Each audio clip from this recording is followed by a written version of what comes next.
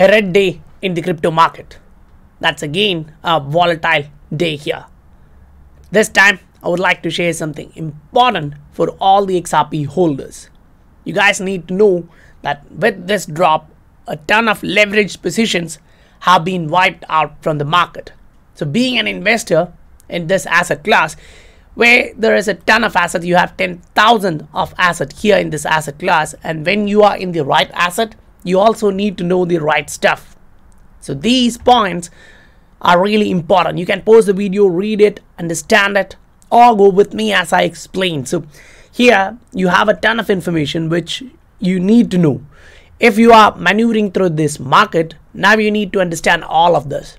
You can consider this green stuff, the bars which I've copied from here, which is from early 2020 to as of now.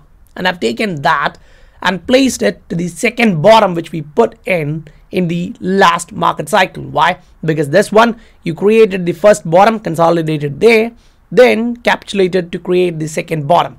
So once you place that there, you can see the last cycle, you took like 511 days to reach that price point. But this time, it's only 455 days. So that is less than the last cycle, 10% less. But the ROI is something similar. Two aspects which you need to know here is, one, either we have moved way ahead of time here in this cycle and we are kind of slowing down. So we may need 10% more time to go through this, consolidate here, and then start the next wave up. So here you have done 16x, fine. So if you repeat history, the next one is again 15x, and after which you are again eyeing from that top another 7.5x. That's not bad. If you put that into perspective, you are again reaching a 3-digit XRP. That's not a bad step for a lot of guys who have time in the market. Now this one shows people, when people actually show you that it's going to be a red day, it's going to be a death cross, you need to first understand death cross and golden cross, how it actually plays out in a bear market, consolidative market, and in a bull market, because that's really important for you to understand. Because right now we are in a trending market, we are trending higher. You look at this impulse, you moved upside, you didn't create a higher high, but afterwards you moved up with a golden cross, you created a new high. That's new impulse to the upside. Again, you corrected back down, you had another impulse to the upside. You came back down, you had another impulse to the upside. Now you're correcting back down. So each time, this is the previous high, you came back down towards that previous high, just below there towards the support. Then here, this was the previous high, you went up. Now you come back to retest this range where the support lies for that. Now you again went back up, you're coming back down to the recent top and testing that as a support. So these are stuff which you need to consider when you are maneuvering through this market. Understand, the moving average is supporting the price. So when you look at the Bitcoin, you can know that the support zone is strong, you're still in that, and we have created a higher high, which is kind of showing you we are getting a death cross there on a daily in Bitcoin. But if you understand the history of death cross in a bull market and a consolidative market, now you would know what decision you should be taking, because as I told, this market has a lot of different assets. So you need to look one by one, then compare it with the Bitcoin dominance, then look at the altcoin market cap in general and decide what your asset is going to do. Because if you are considering the Bitcoin dominance and then the XRP BTC pair, to put that into perspective in XRP chart, now you understand, yeah, XRP is still in wave 1, trying to enter into wave 2. If you look at this pattern, yeah, we are entering into wave 2, that's true. But that one, the Bitcoin dominance one and the XRP BTC pair, suggests that it hasn't even started the wave of bullishness. So that's yet to come in this market cycle. Now that's not just giving you hype, it's showing you the facts of historical price fluctuation of XRP. Welcome to the Scientific Investor family, where we discuss crypto and science behind investing regularly. Now we talked about the price, we talked about the fluctuations in the market. Now look at this. When you really get a death cross. Now that's on a weekly. When you get a death cross, now you're looking at the price, instead of going down immediately, it's coming back up to retest that moving average zone. That's not a bad deal there. Now the price go back, create a new low after which, and here now what you're looking at is kind of something positive. You got a golden cross, at the same time the price is coming back down. So if the history is repeating itself, it should go back up, create new high. So when you are in a trending market where you are trending higher, consider yourself from early 2020, and this is what you're looking at. The trend is continuing higher. The impulse is moving higher. So what does that actually mean? You can count the number of candles taken to the upside and to the downside. So that means the number of green candles to the upside, say if it is 10 candles to the upside reaching 500% to the upside or 100% to the upside, another 30 candles to the downside to reach 50% to the downside. So you now know the impulse is to the upside. Similar stuff is happening again. Similar stuff is happening again. So that's a trending market where you don't need any confusion. Now you can put that into perspective in shorter time frame, meaning on a daily zooming in, looking at this support range. Now it can even wick down towards this previous low or retest that. Now if you look at the price as of now on a daily, you came back to the 200-day moving average, you kind of slowed down, you kind of went a little bit back, but you pushed the price higher. Now when you look at that, you also need to understand this was kind of the area of support. You broke to the downside. Now the price needs to go back up, retest that, and great move above would be fine. If you are getting rejected, you're coming back to the bottom, which is 0.65 as we can eye, because the previous resistance range was there. Now the lowest point would be somewhere around 0.62, 63 is what the charts are suggesting, right? Now we can wick lower because the RSI is trending to the downside, but having a higher low is fine. The MACD is still in the negative territory on a daily, so those are cautious signals to understand. Don't go leverage. Those who were leveraged in this cycle have tasted the blood.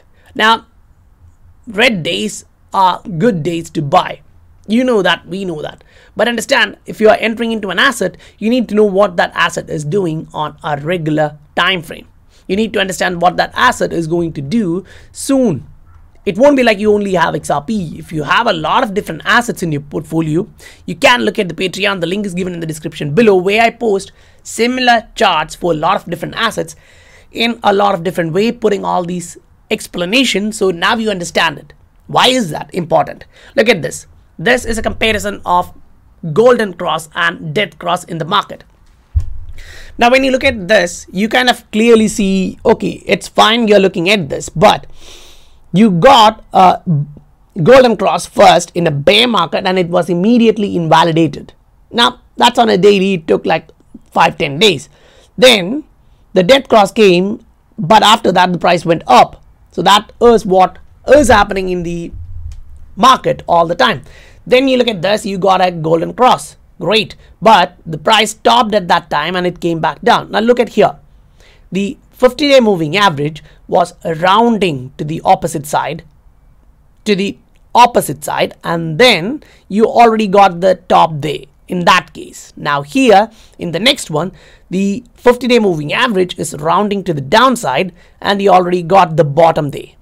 That's twice happening, similar pattern. Then here you look at that, the 50-day moving average is rounding and again you got your bottom there. Now if you look at this one, the 50-day moving average has rounded up here in this box. So chances are high that the low would be 0.65. Now yeah, we would go back down to retest that. That has happened a couple of times, 3 times, 4 times in the history. So chances are you're going to repeat the history. So now the next step about the golden cross and the death cross is, in a bear market you are kind of getting a golden cross and it's being invalidated. In a bull market you're getting a death cross and it's being invalidated, and that happens a couple of times. So if you look at various different assets, you now know that. Then you take this bars from here and then plot it here. So the number of days taken is kind of 10 days less. Now you have 2 scenarios. One, you may consolidate 10% more. Otherwise, you are early in this cycle. You would be topping out the cycle 10 days earlier or 10% earlier than the number of days taken in the last cycle. That's not a bad deal for XRP, because when other assets are showing you that it would be 60% more than the average, if XRP is showing you 10% less than the average, that is actually a bullish sign for you to look at for this particular asset. Because if it is showing this and you take the same amount, put these into perspective here, now you are eyeing for a 3-digit XRP again. Just the difference here is the wave 2 can be like $10, $15 range. Now, that's one of the perspective which you are eyeing it. Now, one of the other one which you need to understand is like the XRP price always gets extended, overextended at the top, at the bottom, during the correction. So that kind of puts you in an area where, yeah, it can move a little bit higher, but being conservative, this is what you can eye at. Now, when you talk about this, weekly death cross, you are moving up. Weekly golden cross, you are moving down. So that means the next one is moving to the upside. Fine. So now you look at a daily where the price is coming back to the 200-day moving average and bouncing. That's great. Now, going in detail, you also need to consider, okay, this is Bitcoin. It's going to get that death cross. And that's why I just showed you in a bull market, you're going to get death cross. In a consolidative market, you're going to get death cross. So don't get, misunderstanding in a way that, okay, that's it. The market cycle is done. Because you look at the Bitcoin dominance and you get the story a little bit more clearer. Here it shows, yeah, you were coming down. Now you are getting that consolidation because the next one you're going to go down. The Bitcoin dominance moving down means the altcoins continuing higher. But at the same time, altcoin market is suggesting that it would be consolidating further, right? The chances are higher. It may come back to retest the support and then slowly consolidate there before it continues higher. Because the MACD just crossed to the downside here and you haven't actually rounded to the upside. The volume is still in the downside, right? So you need a move to the upside. In the MACD, you need to round back up. In the RSI, you need to put higher lows. So that need to be considered as you go higher further. So here in the XRP BTC, you are still above the 50-day moving average and you need to grind higher. So if you go into a real-time chart of XRP, to put that into perspective on a 4-hour, which is the shorter time frame chart, you are now looking at something like this. The moving averages are going to the downside. The price is below that. So on a shorter time frame, it's not yet bullish. So those who are eyeing this one still have bearishness. The difference is, as you step back, you get clearer picture. Like what you saw here is the long-term view of XRP from 2020 to as of now, looking at the trend which is trending higher, which gives you that idea. Okay, if you step back, you get the clear picture, the long-term scenario where the trend you can understand.